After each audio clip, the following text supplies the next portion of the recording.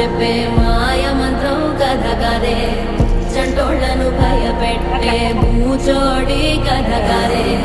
తాత ముత్తాతమ్మల భూతాల కథ కదే